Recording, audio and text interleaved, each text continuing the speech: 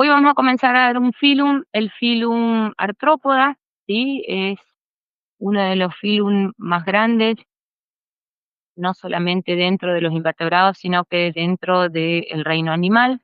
Es el grupo más extenso y a su vez el más diverso que podemos encontrar dentro del reino animal, ¿sí? Si pueden mirar en este gráfico, fíjense en negro, a ver, si bien toda esta porción representa a la cantidad de dentro de los artrópodos, de los insectos, eh, que se encuentran conocidos, solamente están descritos esta pequeña porción, que es 1.000.000 de especies aproximadamente. Se cree que hay unas 3 millones, o sea, se triplica el número de especies que aún no ha sido descrito. ¿A quiénes vamos a estudiar dentro de este filum?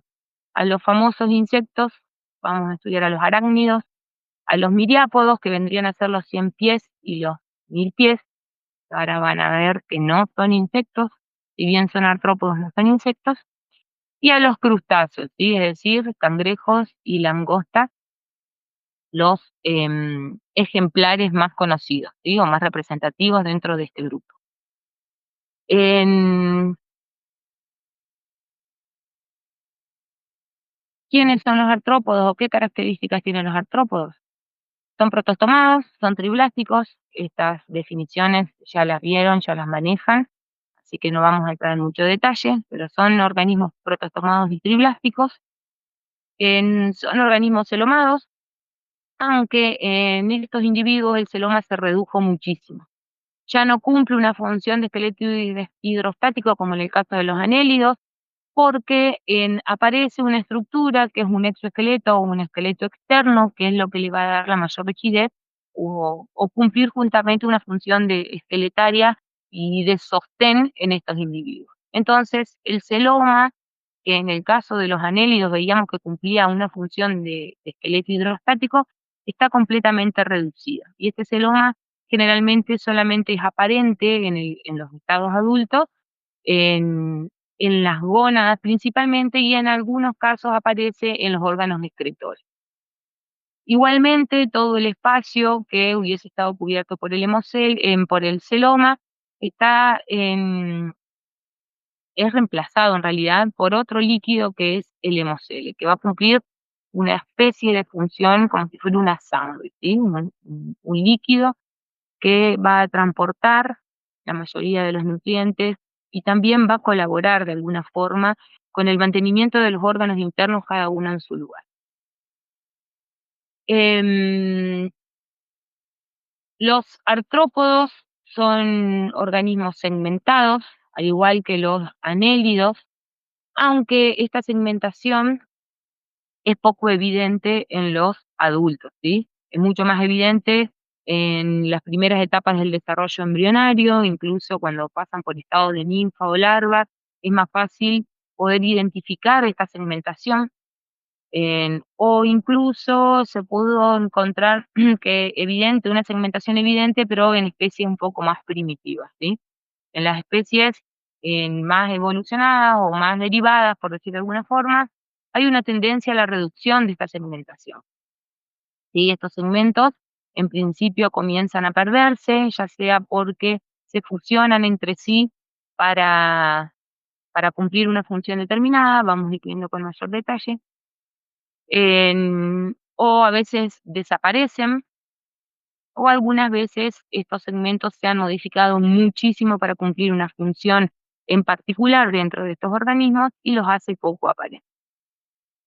Si homologamos con un anélido, que también decíamos que eran organismos segmentados, los insectos tienen un acrón, que vendría a ser el primer segmento, homólogo con el prostomio de los anélidos, y un último segmento que es el telson, que es homólogo al digidio de los anélidos, ¿sí? Igualmente decíamos que hay una tendencia a la reducción de los segmentos, ya vamos a ir viendo con mayor detalle. En cuanto a la simetría, son organismos de simetría bilateral, no hay mucha vuelta, bastante evidente. Y hablábamos de que hay una adquisición en este grupo que fue, la verdad que esta adquisición es una de las principales causas por las cuales estos individuos han logrado colonizar a todos los ambientes, ¿sí? Son los individuos más exitosos, como veían recién, principalmente los insectos, en ese gran número de especies que existe y esa gran biodiversidad también que hay, viene de la mano con que han podido colonizar un ambiente que no todos lo han podido hacer, ¿sí? Y es el ambiente aéreo. Se han logrado desprender del agua, fíjense que hasta los anélidos que veníamos viendo dentro de los invertebrados, siempre de alguna manera había una dependencia con el agua. Si bien había algunos organismos que eran terrestres, todavía estaban confinados a que en en ese ambiente haya una película de humedad. Ellos han podido independizarse por completo. ¿Y cómo lo lograron? Justamente a partir de la presencia de este exoesqueleto. Es un exoesqueleto bastante particular que está formado por varias placas. Las placas delimitan cada uno de los segmentos, igualmente están interconectadas por por una pequeña membrana entre un segmento y el otro. En esta apariencia justamente de pequeñas placas que se articulan a través de una pequeña membrana, una con otra, es lo que le da el nombre al grupo, artro, de articulación, poros, patas en realidad, porque son segmentos o apéndices articulados, ¿sí? Es como una coraza externa y vamos a ver cómo está formado este exoesqueleto, porque gracias a ello le ha permitido el poder independizarse por completo del agua, ¿sí? Este exoesqueleto está compuesto principalmente por quitina, que es un polisacárido nitrogenado, además de que tiene impregnadas varias proteínas. En principio, si fuera una única coraza rígida externa, sería muy firme, el individuo no tendría movilidad, ¿no es cierto? Entonces, si bien están articuladas entre placa y placa de segmento consecutivo a través de una pequeña membrana, que no es nada más ni nada menos que un adelgazamiento de este mismo exoesqueleto, vamos a ver que a lo largo de cada uno de los segmentos, ¿sí? Si hacemos una rodaja, por decir de alguna forma, de estos invertebrados, vamos a ver que a su vez está dividido en distintas placas. Principalmente son cuatro. Vamos a tener una placa dorsal, que se la denomina noto o tergo. Vamos a tener una placa ventral, que se la denomina externo. Y lateralmente van a tener dos placas más, que son las pleuras, que generalmente son las menos quitinizadas, ¿sí? Son las más blanditas, por decir de alguna forma, porque le va a permitir al individuo cuando respire, por ejemplo, la expansión de todo el abdomen. Bien, decíamos que este esqueleto estaba formado por placas separadas que están unidas por membranas articulares, pero a su vez tiene una conformación bastante particular, ¿sí? Vamos a ver su esqueleto. En principio está compuesto por una epidermis u hipodermis, que es la capa más interna de este exoesqueleto. Esta hipodermis o epidermis está apoyada sobre una membrana basal y como todo epitelio em, tiene un gran poder de regeneración constante, ¿sí? En general, este exoesqueleto está formado por dos grandes capas, una pequeña epicutícula, que es la que está en contacto con el medio externo. Es una capa relativamente finita y delgada que está formada principalmente por proteínas, pero en aquellos artrópodos terrestres, esta epicutícula a su vez se impregna y tiene gran cantidad de hidrocarbonos, ¿sí? Que son una especie de cera. ¿Qué particularidad le da justamente a los artrópodos terrestres la presencia de estos hidrocarbonos en la epicutícula? A ver, ustedes saben que las ceras en realidad repelen al agua y lo que va a hacer justamente es hacer que no se deshidrate este individuo, que la gran cantidad de agua que tiene, como todo organismo con gran cantidad de agua como su composición general, no se deshidrate gracias a la presencia de estas ceras, ¿sí? Por eso han podido, gracias a la presencia de esta epicutícula con estos hidrocarbonos, en poder conquistar el medio terrestre, gracias a que no existe la deshidratación completa de estos individuos. Y por debajo otra capa un poco más compleja, que es la procutícula, ¿sí? Esta procutícula se está constantemente segregando a partir de esta hipodermis o dermis, y en principio está formada esta procutícula por dos grandes capas, una exocutícula y una endocutícula. La exocutícula siempre en contacto con la epicutícula o dirigida hacia el exterior, y la endocutícula en contacto directo con la epidermis o hipodermis y más interna, generalmente mucho más desarrollada. Ambas, tanto la exocutícula como la endocutícula, están formadas por un complejo glucoproteico, ¿sí?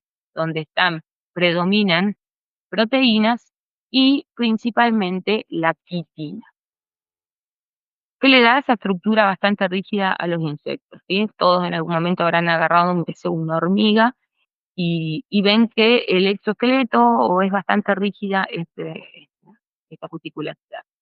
Pero además, la exocutícula tiene la particularidad de que en algunos casos puede impregnarse con otra sustancia como fenoles o con sales minerales que le van a dar una mayor rigidez todavía a este exoesqueleto. Es bastante característico verlo, por ejemplo, en los crustáceos. Si ustedes piensan en un cangrejo, ese caparazón firme y duro y rígido se le da justamente la impregnación de sales minerales, ¿sí? Por eso esa consistencia. A su vez, ustedes habrán observado dentro de los invertebrados y principalmente de los insectos que este exoesqueleto generalmente puede ser muy colorido.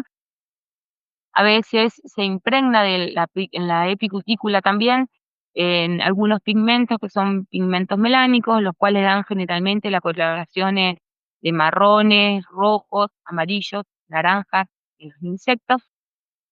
O a veces puede ocurrir que en la pigmentación o la coloración de esta exocutícula está dado por colores iridiscentes. Habrán visto en algún momento, esta mosca es bastante conocida, siempre anda en la materia orgánica en descomposición. Estos insectos también, que son iridiscentes, son como tornasolados, y en este caso la coloración de estos em, insectos se lo dan, son pequeñas estriaciones que tiene esta epicutícula que hace que refleje la luz, ¿sí? Ustedes saben que los colores es presencia o ausencia de ondas, ¿sí? Eso es lo que nos permite ver o no ver determinado rango de colores. Y lo que ocurre en estos individuos es esto, son pequeñas estriaciones que como reflejan sobre la luz, sobre la epicutícula, permiten esta sensación de tornasol bastante particular.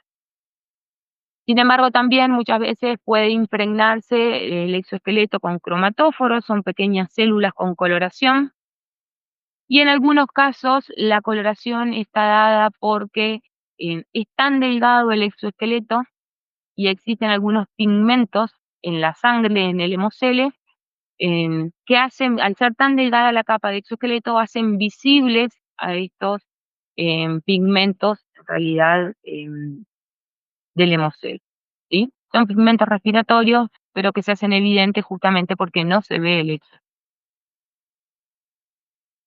Igualmente, la presencia de esta muda, que fue todo una adquisición, en, a ver, si bien es un gran avance para los invertebrados, ya que pudieron colonizar, porque no hay desecación, no hay deshidratación, pueden abandonar un poco el medio acuático saturado de un montón de otros organismos, invade un poco el medio terrestre, incluso el aéreo, gracias a la presencia de las algas en el grupo de los insectos, que también es una adquisición bastante importante que les permitió colonizar, independizarse y, y expandirse un poco más en búsqueda de nuevos nichos.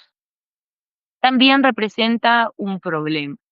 ¿Por qué? Porque este exoesqueleto es muy rígido. ¿Y qué pasa cuando estos individuos quieren crecer, cuando necesitan aumentar de tamaño? Imagínense qué es lo que ocurre cuando uno le crece el pie y le empieza a quedar chico el zapato, ¿sí? Lo mismo ocurre en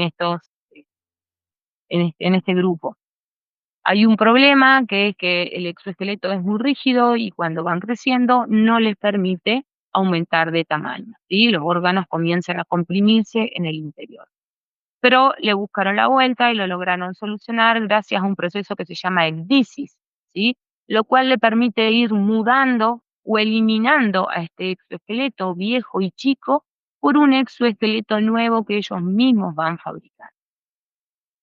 ¿Cómo lo fabrican? Vamos a ver cómo es este proceso de ecdisis o muda. ¿Sí? Tenemos nuestro exoesqueleto con nuestra hipodermis o epidermis que va generando constantemente una nueva capa. Tenemos la epicutícula externa y la procutícula, ¿sí? Con la endocutícula y la ex. Gracias a estímulos principalmente hormonales, hay una hormona que es la ecdisona, justamente, haciendo referencia al nombre del proceso, que en determinados momentos se activa gracias a la presencia de otra hormona, que no va al caso ahora. Cuando se eleva la ecdisona, comienza a segregarse o a formarse un pequeño líquido entre esta hipodermis y el exoesqueleto viejo, ¿sí? Este líquido tiene una particularidad, el líquido de la muda, y presenta en su interior una serie de proenzimas. ¿Qué son las proenzimas? Son enzimas que todavía no digieren, ¿sí? Todavía no están activas en realidad. Cuando llega a un nivel de pico hormonal relativamente alto, estas proenzimas se activan y se convierten en enzimas, principalmente en quitinasas y proteasas, que lo que van a hacer es degradar la quitinasa, la quitina, las proteasas, el resto de las proteínas. ¿Ven? Empieza a actuar este líquido de la muda y empieza a digerir a la endocutícula vieja que está acá. Y mientras tanto, la hipodermis empieza a segregar una nueva cutícula, ¿sí? Primero genera la epicutícula, que es la que va a quedar en contacto con el medio externo, y luego la procutícula y luego la endocutícula, ¿sí? Mientras tanto, este líquido de la muda sigue digiriendo a la cutícula vieja, a la endocutícula vieja primero, después a la epicutícula, hasta llegar un momento hasta degradar casi todo, ¿sí? Lo deja en una capa muy delgada. Incluso parte del material que va degradando y va desintegrando es reabsorbido para formar una nueva cutícula que va creciendo por debajo, ¿sí? Llega un determinado momento que esta nueva cutícula está formada por completo. Existen una serie de líneas o suturas em, que son características de cada uno de los grupos, se llaman líneas de Dicis, a partir del cual este exoesqueleto va a quebrarse por completo, ¿sí? Se va a, a abrir y el individuo va a poder salir por ahí, ¿sí? Acá está bastante gráfico cómo sale el nuevo, el individuo con su nueva exoesqueleto o cutícula. Generalmente este exoesqueleto nuevo es bastante blando y cuando entra en contacto con el oxígeno o a veces por el consumo del agua se vuelve turgente y se vuelve a endurecer. Es bastante característico encontrar las mudas, o también se las llama exuvias, que vendría a ser el cascarón de la exocutícula vieja. Un montón de veces habrán encontrado, generalmente es muy evidente verlas de los chicharras, cuando es época de chicharra en el verano, que encuentran sobre los árboles al exoesqueleto. Eso es porque esta chicharra ya mudó, ya salió de su ecdisis y se liberó el individuo con un nuevo exoesqueleto más grande, ¿bien? ¿Qué es lo que mudan? Todo derivado del ectodermo, ¿bien? No solamente es la capa más externa, sino que incluye muchas veces también aparte de la porción anterior y posterior del tubo digestivo. Son derivados ectodérmicos, toda la parte del proctodeo y del estomodeo, vendrían a ser el estomodeo es la primera porción del tubo digestivo y el proctodeo la última, que cuando mudan también se mudan y es como que se descascan. Quería mostrar un par de videos, así de paso los veo, va todo en orden por acá. Sí, se escucha acá. Cuando es. ¿Van siguiendo, chicos? ¿Habla alguno? Denme una señal, que no sé si se durmieron. Sí, profe. Sí, profe. Ah, esto para que vean simplemente, esto es una mantis mudando. La verdad que es un proceso bastante estresante para los insectos, para todos los artrópodos, no solamente para los insectos. Porque cuando ellos están mudando, disminuyen su metabolismo al máximo y to- es un proceso recontra estresante porque al disminuir por completo su metabolismo y es muy estresante para todo el cuerpo, también quedan expuestos a los depredadores, ¿sí? No hay reacción de defensa en este momento. Si bien puede durar unos pocos minutos nomás, es un proceso muy estresante para los artrópodos, ¿sí? Se ve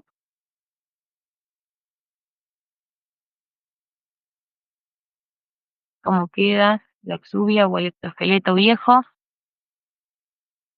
se ve cuando sale y les dice si no está en buenas condiciones físicas es capaz de no sobrevivir. Muchas veces habrán visto ustedes también las pupas de las mariposas, es el último estadio antes de mudar y convertirse en adulto. Es un buen momento, una buena lección para que no las molesten, justamente por esto. Es un proceso muy estresante donde si uno interfiere y las molesta, puede lograr de que directamente no sobreviva, ¿sí? Y se ven en algunos otros videos, se ven bien las líneas de bicis, líneas de disco completo.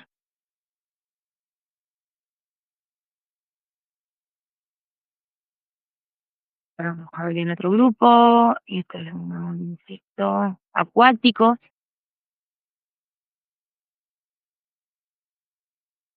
Fíjense cómo se ve esa raya, que es una sutura, una de las líneas de bicis. Es una parte más adelgazada simplemente del exoesqueleto, a partir del cual les permite salir. Ahí se ve perfecta esa línea de bici. Y cómo sale el insecto renovado, ¿sí?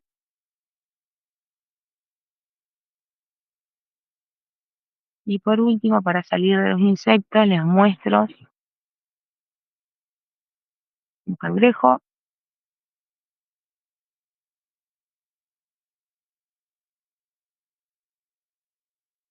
Vamos a muestrar un poco. Fíjense, una posición cómoda.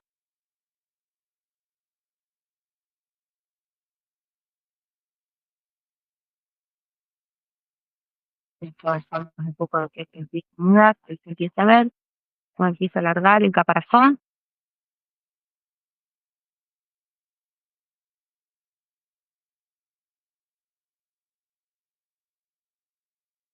Empieza a desprender el viejo caparazón, que es el que ustedes están viendo ahí. Fíjense cómo empieza a emerger. No debe estar muy cómodo, pobre la cantidad de cangrejitos que andan dando vuelta por ahí. Hasta que sale por completo, ¿sí? Nuevo cangrejo completamente afuera, ¿sí? Ya la exuvia.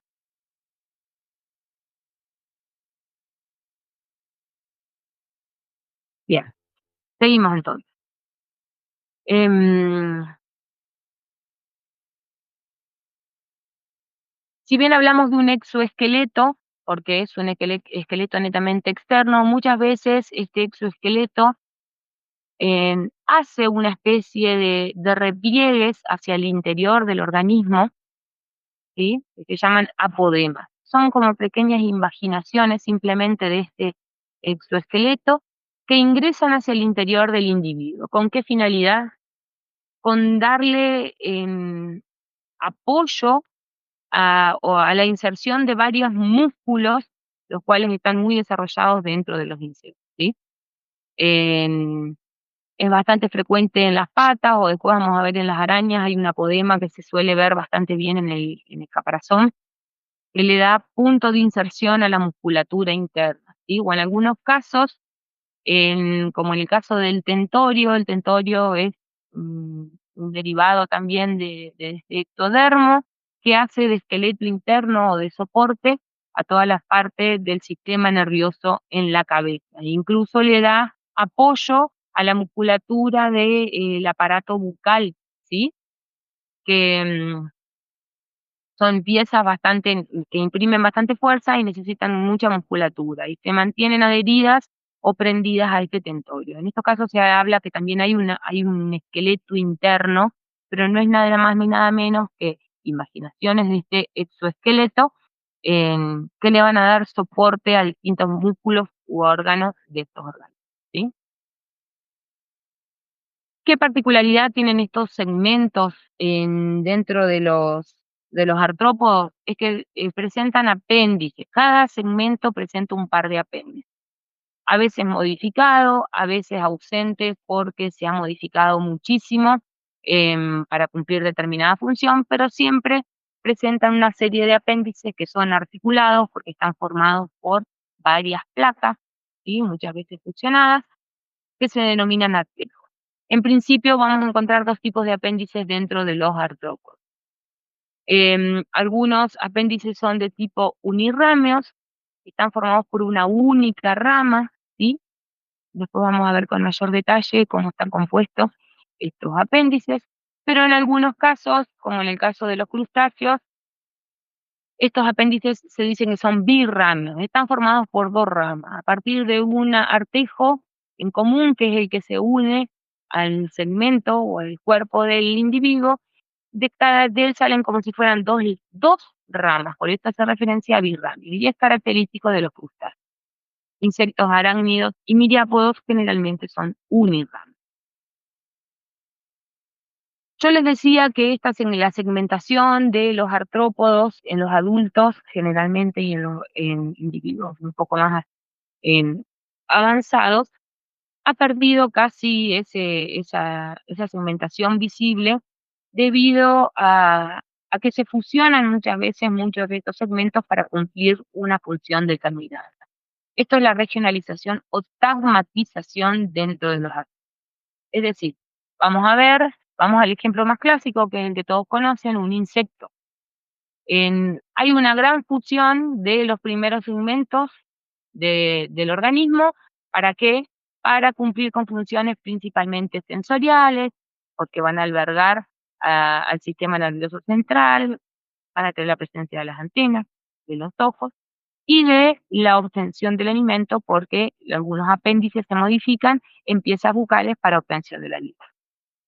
¿Sí? Vamos a tener entonces como primer tagma o región una cabeza, ¿sí? Concentrada principalmente en esta función sensorial y obtención del alimento. Hay una función de varios segmentos en cumplir esta función. Por otro lado, vamos a tener un tórax, que es la función de 3 segmentos principalmente, que va a tener una función lentamente en locomotora, va a tener los apéndices relacionados con la locomoción, patas y alas. Y por último, un abdomen, donde generalmente ahí es un poco más visible la segmentación, que va a cumplir una función más que nada reproductor, ¿sí? Pero hay fusión, ya no vemos como en una lombriz un segmento al lado del otro, ni vamos a tener ese par de apéndices tan evidentes o todos locomotores como en el caso de los anellos, ¿sí? Vamos a ver que hay una regionalización o una tagmatización del cuerpo de estos individuos para cumplir una función determinada. ¿Dónde vamos a encontrar a los artrópodos? Todos los hábitats, decíamos, vamos a tener individuos terrestres, vamos a tener individuos que han colonizado el ambiente aéreo gracias a la presencia de alas, y vamos a ver que hay individuos acuáticos, seguimos teniendo individuos dependientes del agua, ya sea marinos o de agua dulce. ¿Qué modos de vida vamos a encontrar en los artrópodos? todos. Hay modo de vida libre, comensales, ectoparásitos, endoparásitos. Hay un gran éxito evolutivo y una gran plasticidad en cuanto a la biodiversidad, justamente por em, la adquisición de estas nuevas estructuras que veíamos recién, principalmente el exoesqueleto y las alas, que también son derivados de este exoesqueleto, que le permitieron esta gran plasticidad, ¿sí? De poder colonizar todos los ambientes, y en eso se basa su éxito evolutivo. Además, vamos a ver que la mayoría de los sistemas de órganos están bien desarrollados, tienen una buena musculatura estriada y lisa, tienen un sistema digestivo de tipo completo, un sistema circulatorio bien definido y abierto. La respiración la pueden realizar a través de branquias, tráqueas o pulmones en libros. Esto después van a ir viendo con mayor detalle cuando empecemos a dar sistema, pero es para que vean. La excreción ya lo hacen a través de órganos particulares, glándulas o túbulos de Malpighi. El sistema nervioso está centralizado, con un cerebro y una cadena ganglionar bien definidos. Hay órganos sensoriales muy variados para cumplir distintas funciones. Generalmente son monoicos, aunque la fecundación sea interna, son monoicos. Y incluso tienen órganos reproductores bastante complejos y bien desarrollados. Y el desarrollo puede ser tanto directo o indirecto a través de la metamorfosis, como en el caso de las mariposas, que es el más evidente. ¿Dónde se originan los artrópodos? Si hablamos un poco, vamos hacia el pasado. Ya surgen en el precámbrico, aunque la mayor diversidad se ve en el cámbrico, a través de un grupo bastante particular que fueron los trilobites. Cuando ven en palio van a hacer bastante hincapié en estos individuos. Fíjense que eran bastante evidente la segmentación, bastante primitivo, como se ve un par de apéndices por cada uno de los segmentos, que después se perdió muchísimo en los actuales, ¿sí? En cuanto al origen y la filogenia de los artrópodos, existen dos grandes. Por un lado está la teoría articulata, que lo que hace es unir a los anélidos junto con los panartrópodos. ¿Quiénes son los panartrópodos? En realidad es la asociación de tres grandes grupos: los artrópodos, los onicóforos, que son unos bichitos bastante simpáticos también, aterciopelados, y los tardígrados, que son los ositos de agua. Los une a todos en un solo clado que se llama panartrópoda y los asocia directamente con los anélidos. ¿En qué se basa esta asociación? En un ancestro común que principalmente relaciona la metamerización del cuerpo, ¿sí? Esta segmentación que es bastante evidente. Además de unas cuantas similitudes en cuanto al desarrollo embrionario.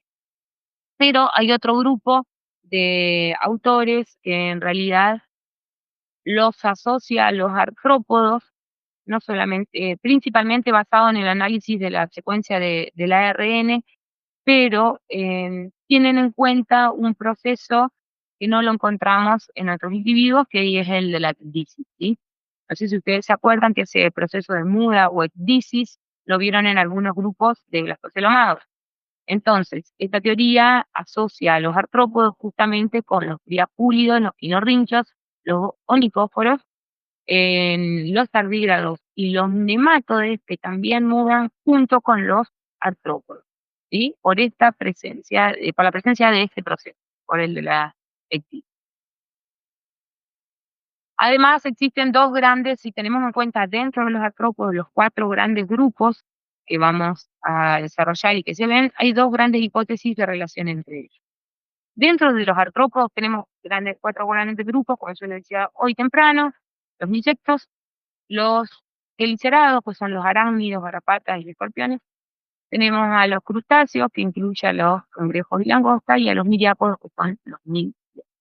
Estas dos grandes teorías, en principio, las dos tienen en cuenta a un clado que se llama los pancrustáceos, donde hay una estrecha asociación entre los hexápodos y los crustáceos. Hay varias homologías morfológicas, pero en principio está basado también en genes mitocondriales y nucleares, donde hay una fuerte asociación de un ancestro común entre ambos. Es más, estuve leyendo que incluso algunas teorías bastante más recientes dicen que los hexápodos han derivado de algún ancestro de los. Pero bueno, nosotros vamos a simplemente asociar en ambas teorías, la mandibulata y la paradoxópoda, a estos dos grandes grupos fuertemente, y a su vez los ponen como grupo hermano de los miriápodos y los quelicerados, ¿sí? En este caso, hay una fuerte asociación gracias a los genes mitocondriales de los miriápodos y los quelicerados y los pone como grupo hermano de los pancrustáceos. Y en los mandibulata, en la teoría mandibulata o la hipótesis mandibulata, hay una asociación un poco más fuerte de los miriápodos con estos pancrustáceos y recién todo este clado asociado a los quelicerados. ¿A qué hace referencia, además de a genes nucleares, según este autor en el 2010? La morfología, ¿sí? El nombre se los dice, hipótesis mandibulata, que en hexápodos, crustáceos y miriápodos tienen mandíbulas como aparatos bucales. En cambio, los quelicerados no tienen mandíbulas, sino que tienen un par de apéndices bastante particular que se llaman quelíceros, ¿sí? Y por eso los deja un poquito más lejos de estos tres. Bien, a modo de repaso, ¿cómo se clasifican los artrópodos actualmente? Tenemos 4 grandes subfilum, vamos a tener en cuenta a los crustáceos, con varias clases en su interior, son los famosos cangrejos, langostas, langostinos, y vamos a ver un montón de otros individuos que estoy seguro que en algún momento vieron, y por ahí están sabiendo nomás que son crustáceos. Vamos a ver al subfilum de los cheliceriformes con una única clase que vamos a analizar nosotros, que son los cheliceratas, si bien hay otras clases, después vamos a ver. Que incluye a los arácnidos, a las garrapatas, a los ácaros, a los escorpiones, pseudoscorpiones, opiliónidos, ¿sí? Un grupo bastante en particular. Al subfilum, perdón, hexápoda, que incluye a los insectos principalmente, y al subfilum miriápoda, con 2 grandes clases, quilópoda y diplópoda, que no son nada más ni nada menos que los 100 y los 1000 pies. Vamos a ver que no es lo mismo, y estoy seguro que le dicen 100 pies al 1000 pies, pero ya van a clarificar eso. Bien, hoy vamos a desarrollar solamente uno de los subfilum, el subfilum crustácea, y la clase que viene el viernes vamos a ver los otros 3 subfilum. En crustácea proviene del latín que significa crusta, corteza, y justamente hace referencia, y hoy yo les decía cuando hablábamos del exoesqueleto, a la particularidad de que este exoesqueleto puede impregnarse con esas sales que le dan esa apariencia muy rígida y firme al caparazón. Son predominantes en el mar, pero también hay individuos de agua dulce, si bien la mayoría son marinos, hay un montón de representantes de agua dulce. Los apéndices son típicamente birramosos, ¿sí? Con esa única coxa y las 2 ramas, ahora vamos a ver con más detalle cómo está compuesto. Presentan un par de mandíbulas, 2 pares de antenas, son los únicos dentro de los artrópodos que van a tener 2 pares de antenas, y presentan una respiración por branquias como característica. Hay una gran diversidad, incluye organismos desde muy pequeñitos, dulceacuícolas, que son muy frecuentes acá. Nosotros tenemos en nuestra fauna un montón de representantes dentro de los crustáceos, hasta este gran cangrejo, que es muy particular por el tamaño que alcanza. Llega a medir más de 2 metros, teniendo en cuenta el largo de los dedos, ¿sí? Bien, vamos a ver cómo está compuesto en un ejemplar tipo, ¿sí? Un langostino, por ejemplo, cómo está compuesto el cuerpo de estos. Si hablamos de los tagmas o las regiones que vamos a encontrar, vamos a ver que tenemos como primer tagma o región a un cefalotórax o cefalopereion, también llamado. Es simplemente una asociación, céfalo hace referencia a la cabeza, céfalo, y el tórax a la región torácica, ¿sí? Lo que pasa es que es más característico en los crustáceos decirles cefalopereion. Y a veces es poco evidente esta separación de céfalo y de tórax porque presentan un gran escudo que lo recubre, ¿sí? Y los une, los mantiene unidos. No podemos encontrar externamente una división fehaciente de cuál es la cabeza y cuál es el tórax. Entonces hablamos de un cefalopereion o cefalotórax, el cual tiene una gran cantidad de apéndices que ahora vamos a ir viendo con detalle, ¿sí? Pero a grandes rasgos van a tener los ojos, las antenas, primer par, segundo par, mandíbulas, maxilas y un montón de apéndices que se denominan pereiópodos y maxilípedos en esta gran región o tagma, ¿sí? Y por otro lado vamos a tener otro tagma o región que es el abdomen, o también llamado pleón, donde es bastante evidente la segmentación, no está tan quintinizado el exoesqueleto. Y por último, ¿sí? Si recuerdan que el último segmento del individuo era el telson, tenemos al telson, ¿sí? Que no es un tagma, simplemente es el último segmento o región, ¿sí? No es un tagma, es el último segmento, que generalmente suele contener el ano, pero no tiene apéndices, así que no es, perdón, un tagma. Habitualmente no tiene em, apéndices, ¿sí? Último segmento. Vamos a ver cómo está compuesto estos apéndices birramosos o birramios. En- Estos apéndices se unen a la pared del cuerpo a través de un protopodito. Es una estructura formada por dos artejos, una coxa y una base, o coxipodito y basipodito, según algunos autores. Y de este protopodito o protopodio van a emerger las dos ramas, porque hablamos de apéndices birramios, ¿sí? Un exopodito o un exopodio, que como el nombre se lo dice, está dirigido hacia afuera, y un endopodio o endopodito formado por varios artejos, ¿sí? Un isquion o isquiopodito, un mero o meropodito, un carpo o carpopodito, un protopodio o protopodito y un dedo o dactilopodito, ¿sí? Es bastante compleja la estructura. ¿Y en qué refieren? Que muchas veces hay modificaciones de alguna parte de estos apéndices, alguna de estos artejos para cumplir una función determinada. En los crustáceos es muy común encontrar modificaciones de este exopódito, muchas veces en funciones respiratorias de tipo branquial, en- o a veces incluso la reducción por completo, ya que el apéndice está cumpliendo una función que no es locomotora, ¿sí? Como en el caso de las mandíbulas, está muy reducido. Vamos a ir viendo cada uno de los tagmas y qué apéndices vamos a encontrar, ¿sí? En el cefalopereion o cefalotórax vamos a encontrar, en principio, dos pares de antenas.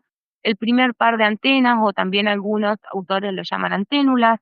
En estas antenas es bastante evidente la birramia. Fíjense que se ve a la coxa, acá todo el protopodito con sus dos flagelos, las dos ramas de estos apéndices. Un segundo par de antenas, que es este que ustedes están viendo acá, o antenas propiamente dichas, perdón. También, fíjense, uno de los flagelos muy largos, y el otro, que es el exopodito, generalmente está formando o está modificado formando como una especie de escama. Ya van a ver más adelante la función. Y después vamos a encontrar un par de mandíbulas, ¿sí? Obviamente relacionadas con la obtención del alimento, con la obtención. Dos pares de maxilas, ¿sí? Consecutivos, son muy pequeñitas, también colaboran con la obtención y el ingreso del alimento. Y después vamos a tener 8 pares de apéndices que se llaman pereiópodos, ¿sí? 1, 2, 3, 4, 5, 6, 7 y 8. Estos pereiópodos, a su vez, los tres primeros, si vamos desde la región anterior a la posterior, se denominan maxilípedos, ¿sí? Los primeros tres pares. ¿Por qué? Porque van a colaborar con las maxilas y van a cumplir una función netamente alimenticia, ¿sí? Van a colaborar con mantener a la presa, agarrar a la presa y mantenerla cerca de la boca, mientras estos individuos la trituran y se alimentan. Y los otros 5 pares, que son los pereiópodos propiamente dichos, puede ocurrir que los primeros 3 estén quelados. ¿Qué significa quelados? Que las puntas no terminan en un dedo, sino que terminan en una pequeña pinza. Es bastante evidente cuando lo veamos en el práctico, vamos a ver ese detalle, pero los primeros 3 son quelados y terminan en pinza. Lo usan o para mantenerse adheridos a los fondos cuando estos individuos no están nadando activamente, en- o simplemente, en algunos casos, puede también colaborar con sostener fija la presa mientras se está alimentando, si la presa es muy grande. Y los otros, los últimos dos, son netamente caminadores, ¿sí? Los utilizan como la locomoción pura para caminar. Este es un detalle de los todos los apéndices que van a encontrar en el cefalopereio. Primer par de antena o anténulas, segundo par de antena o anténulas, o antenas propiamente dichas, perdón. Incluso acá tienen en color todo lo que es protopodito, endopodito y el exopodito. Fíjense en las mandíbulas, yo les decía que a veces se reduce casi por completo el exopodito, en este caso ni es visible por una cuestión de la función que va a cumplir la mandíbula, queda la mayoría del protopodito y parte del endopodito. Primer par de maxilas y segundo par de maxilas, maxilípedos, ¿sí? Los tres pares maxilípedos y los pereiópodos, principalmente caminadores, aunque a veces suelen terminar en una quela, en una pincita que colabore con la prensión. Y el otro tagma que vamos a ver entonces es el pleón. El pleón es bastante menos quitinizado, es mucho más blandito. Generalmente se repliega sobre el organismo y lo usa también para nadar, para batir sus apéndices, que en este caso se llaman pleópodos. Cuando están en el pleón se llaman pleópodos, los del pereión se llaman pereiópodos. Y fíjense que tienen una morfología muy diferente a los que veníamos viendo, son como plumosos estos pereiópodos porque los usan para la natación activa de estos individuos, ¿sí? No para caminar en los fondos, sino cuando están nadando, los usan como remo, incluso son como más aplanados, ¿sí? Tenemos 6 pares en total de apéndices en el pleón, 5 pares de pleópodos, y el último par está muy aplanado, como si fueran remos, y los usan justamente como directrices y como remos para nadar mucho más fuerte, ¿sí? Se llaman urópodos y hay un solo par. ¿Bien? Y esta estructura que ven acá como un pequeño triangulito es nada más ni nada menos que el telson, que era el último segmento del cuerpo.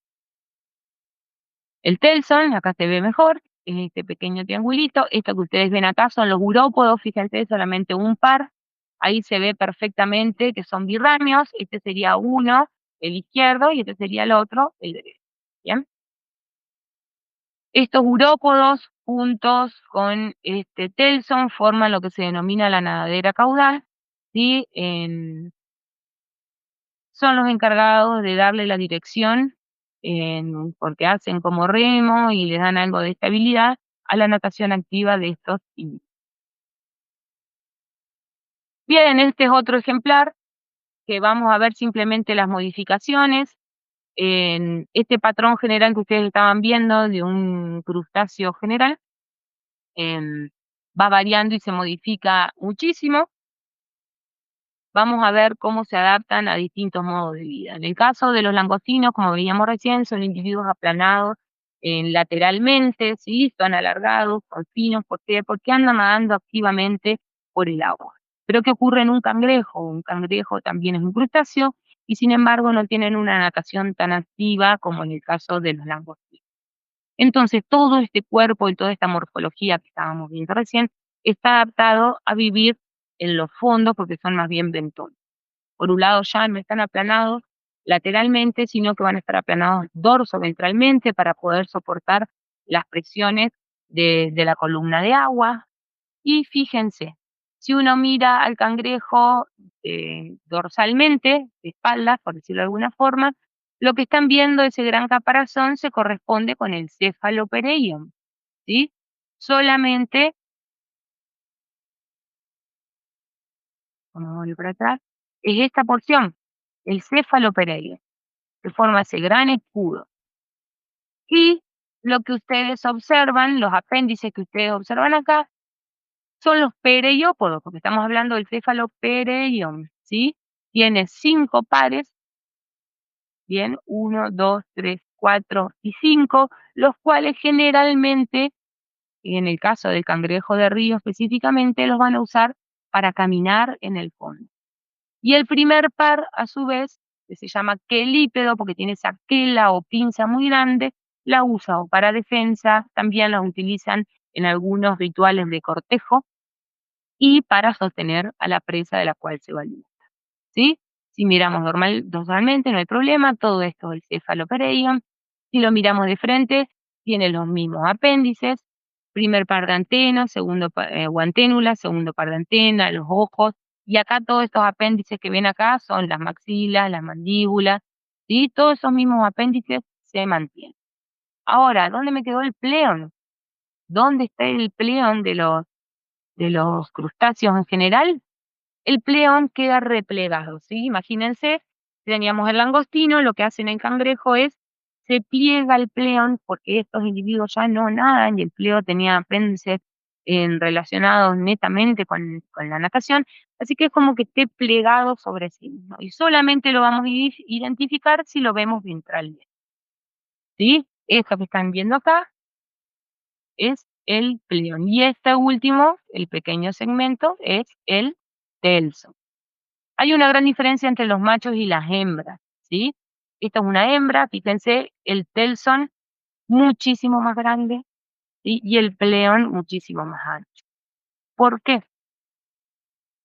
Porque la hembra tiene que alojar a los huevos, a la fresa de huevos y a los primeros estadios de los cangrejos adentro de este pleón. En cambio, el macho no. Y los pleópodos desaparecen porque ya no hay una natación activa, pero en el macho solamente quedan persistentes 2 pares, los cuales no son visibles externamente. Si uno abre el pleón los puede identificar. Solamente quedan 2 pares que los utiliza para la transferencia del esperma durante la cópula, y en la hembra sí quedan 4 pares de estos 5 pares de pleópodos, que los utiliza para sostener y limpiar a la fresa de huevos cuando está grávida, ¿sí? Ya van a ver en el práctico, es re lindo y evidente ver. Otro ejemplo que van a ver en el práctico, no voy a entrar en mucho detalle acá para no enloquecerlos, si igualmente vamos a ver con mucho detalle en el práctico, es a un grupo bastante simpático y particular dentro de los crustáceos, que son los famosos cangrejos ermitaños. En algún momento habrán visto, están los dibujitos, suelen aparecer. Estos individuos están muy modificados. Vamos a ver que el pleón no está quitinizado, incluso solamente parte del cephalopereion, y como método de protección, lo que hacen estos individuos es se alojan o viven adentro de valvas de moluscos, ¿bien? No los matan, simplemente buscan valvas de moluscos vacíos o muertos y lo utilizan como una especie de caparazón. Ahora, miremos cómo está modificado el cuerpo, ¿sí? Si los logramos sacar de ese caparazón, vamos a ver que el cephalopereion se mantiene relativamente quitinizado, pero miren el pleón, es muy lábil, no está muy poco quitinizado y está muy blandito. Y fíjense la forma que tiene, enrollada o espiralada, justamente para meterse por la columela de la valva de los moluscos y engancharse y mantenerla firme ahí. Seguimos teniendo perellópodos encargados tanto de la defensa, obtención del alimento, incluso de la locomoción. Estos los utilizan para caminar, se van arrastrando y van caminando y van arrastrando la gran valva. Y fíjense cómo solamente quedan en el pleón. En la hembra se mantienen algunos pleópodos, generalmente los del lado derecho. Del lado izquierdo desaparecen por completo, y el urópodo, que era el último par, ¿se acuerdan que formaba la nadadera caudal en el langostino? Es como se mantiene firme y como un pequeño ganchito, porque de ahí se agarra la columela para no andar perdiendo su valva. En el macho directamente no quedan leópodos, solo se mantiene el urópodo para mantenerse adherido a la columela. Son bastante particulares también, porque lo que hacen es, vienen con estas grandes pinzas, vienen con estas grandes pinzas y pellizcan a las anémonas hasta que las logran desprender y sacar del sustrato, y se las posan arriba de las valvas a modo de defensa, ¿sí? Quedan bastante graciosos, una linda asociación, a la anémona se anda moviendo, o sea que anda recibiendo alimento todo el tiempo, y ellos obtienen la defensa porque se acuerdan que los tentáculos estaban los nematocistos, y, y así con esta apariencia anda un grupo de anémonas moviéndose a veces, y es simplemente este cangrejo ermitaño que se adhirió a toda su pared del cuerpo a estas anémonas. Fíjense acá la diferencia, esta es una hembra, que yo les decía que quedaban los pleópodos para sostener y limpiar a la presa de huevos cuando está grávida, y en el caso del macho que no queda nada, ¿sí? Este es otro ejemplo que van a ver en el práctico, el cangrejo topo, se llama así justamente porque la forma de su cuerpo está adaptada, y sus apéndices están adaptados para cavar y quedan enterrados por completa en los fondos arenosos, ¿sí? Así quedan cuando están enterrados. Lo único que dejan expuestos son, fíjense, los ojos, que son pedunculados y bien largos, y los dos pares de antenas. Después van a ver las funciones, principalmente están relacionadas con la obtención del alimento, por eso están dispuestas así. Unas quedan pegadas contra el sustrato y las otras para ahí. Todo el resto del individuo queda adentro, ¿sí? Generalmente los urópodos y los periópodos son aplanados y los utiliza para cavar sobre los fondos arenosos y mantenerse enterrados. Otros ejemplos que van a ver en el práctico son unos crustáceos bastante modificados porque están adaptados a un modo de vida netamente sésil, ¿sí?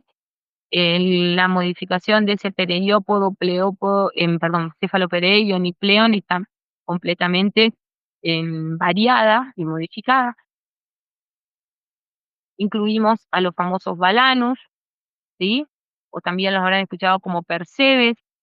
No sé si algún momento prestaron atención a las famosas ballenas francas que parecen que están llenas de piedra en la espalda, no son piedras.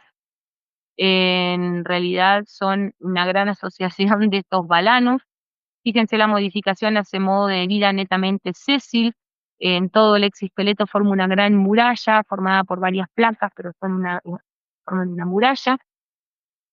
Y el individuo se mantiene en el interior. Fíjense, los apéndices pasan a llamarse cirros, por eso en algún momento estuvieron dentro de los cirripedios, que cuando está en su modo activo los exponen hacia afuera. A veces alguno de estos en apéndice también se modifica para cumplir funciones en la reproducción, y cuando este individuo está en reposo, se contrae adentro de la muralla y cierra un pequeño opérculo que también está formado por tergos y esternos, por varias placas, ¿sí? Y se mantiene ahí adentro mientras está en reposo, ¿sí? Pero hay una modificación muy grande. Y fíjense, el único vestigio de antenas que queda es el primer par de antenas o anténulas, que está asociado a una glándula, que es la que produce la cementación y los mantiene fijos al sustrato, ¿sí? Lo mismo ocurre con las lepas es otro de los géneros sésiles. La diferencia es de que ellos tienen un pedúnculo un poco más carnoso por el cual se mantienen adheridos al sustrato. Lo mismo que en el caso de Balanus, hay un vestigio del primer par de antenas o anténulas asociados a una glándula que es los que los mantienen fijos al sustrato. Y este pedúnculo sostiene a todo el individuo que se está inmerso también dentro de una serie de placas, que en este caso se las denomina capítulo y está formado por varias placas, dos tergos, dos escudos y una carena impar, ¿sí? El escudo, placa más grande, este tergo también, ¿sí? El lateral, hay dos porque hay una de cada lado, y la única placa impar que es la carena. Y así se ven todos sus apéndices, que son los cirros, cuando se encuentra en reposo. Listo. Les había puesto un videito. Ah, este también les había puesto. Voy a aprovechar a mostrarles.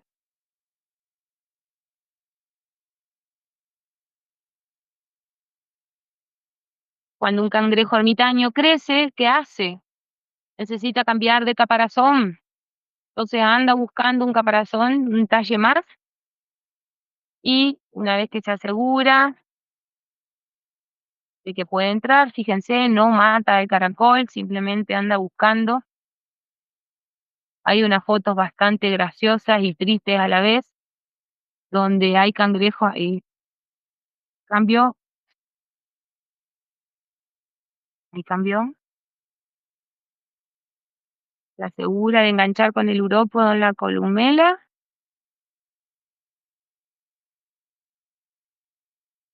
Y, como nuevo, hay varios videos bastante divertidos también de 2 cangrejos ermitaños peleándose por un solo caparazón, o hay fotos bastante divertidas y tristes a la vez, donde hay cangrejos ermitaños metidos en latas de gaseosas y en mugre que han encontrado, en botellas que han encontrado en el fondo del mar, y las confunden, pobre, con caparazones y quedan metidos ahí adentro. Y no me acuerdo qué les digo más. Ah, este video. Este es simplemente para que los vean, cómo se los ve vivos. ¿Sí se llama? Fíjense, abren todo ese capítulo, todas esas placas, y extienden los cirros, que se llaman los apéndices, acá se llaman cirros porque están muy modificados, que los utilizan para filtrar el alimento, para reproducirse, porque hay uno modificado como órgano copulador. Van a ver con más detalle, ¿sí? Pero ahí quedan expuestos todos los cirros, se abre el capítulo a través de estas placas segmentadas y así se... ¿sí?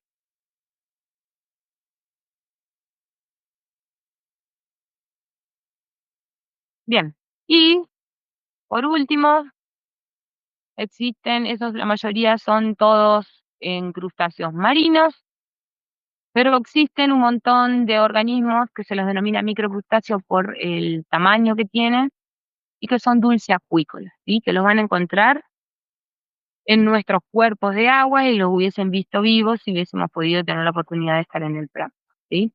Además, les cuento que el famoso bicho bolita o el isópodo es un crustáceo. Muchas veces piensan que es un bicho, un insecto, para todo el mundo, todo lo que tiene pata y es chiquito es bicho, pero muchas veces se los confunden con insectos y son simplemente crustáceos. Bien, los crustáceos dependen todavía del cuerpo de agua, no son insectos que han podido independizarse por la presencia de esos fenoles y esas ceras, los hidrocarburos en la exocutícula. Por eso los bichos bolitas, donde los viven encontrando, donde los encuentran siempre, asociados a la humedad. ¿Sí? En la tierra húmeda o los días que hay mucha humedad en el ambiente y en el suelo, suelen salir y andar caminando. Son individuos que todavía no se han podido independizar, incluso no pueden respirar.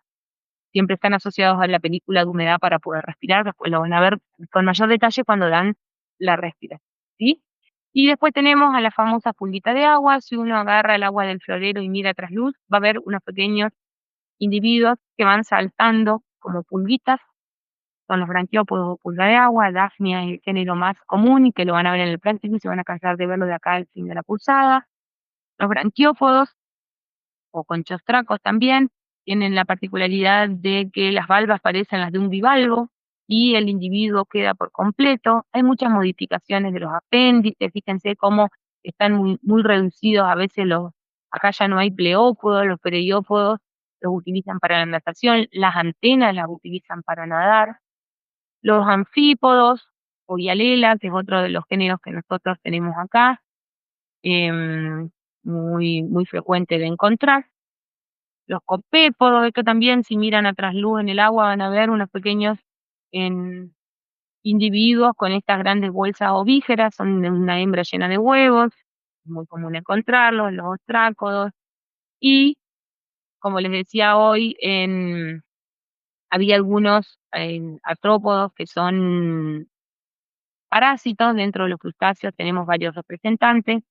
En los piojos de los peces se los llaman, son ectoparásitos y son crustáceos bastante modificados, después vamos a ver los detalles también en el práctico, pero que es muy común encontrarlos acá sobre el cuerpo de los peces, incluso sobre las branquias.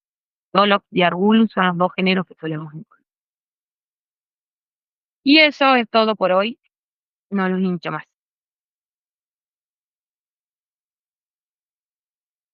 Duda, consulta, y a ver si en el grupo yo ni miré.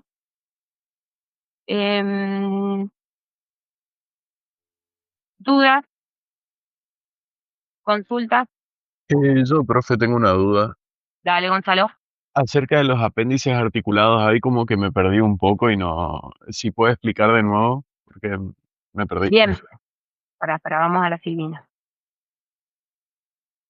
Todos los apéndices no son una masa, a ver, no es como que fueran un caño recto, porque si no, no los podrían mover, ¿no es cierto? De alguna forma tienen que solucionar ese problema, porque el exoesqueleto es una cosa muy rígida y firme, ¿sí? Si vos tenés un tubo fijo y derecho, no lo va a poder mover, va a andar con la pata estirada y recta, ¿bien? Porque es muy rígido el exoesqueleto. Entonces, ¿cómo lo soluciona? Partiendo ese apéndice en pequeños segmentos o placas. Están articuladas entre sí, ¿sí? Es un adelgazamiento del mismo exoesqueleto y se mantiene continuo, ¿bien? Pero en principio tiene que articularse, para que voy a estirar, para que deje de compartir, ¿no?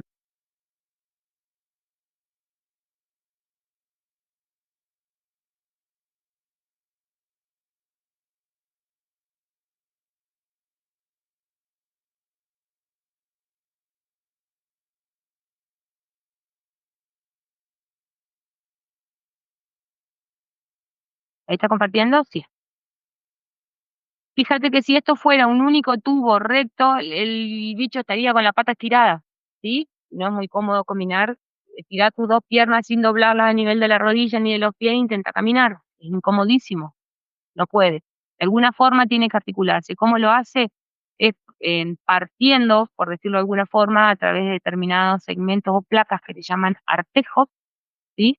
Igualmente internamente están conectados, generalmente hay musculatura que empieza en un artejo y termina en el otro, musculatura que empieza en un artejo y termina en el otro, para poder tener ese movimiento.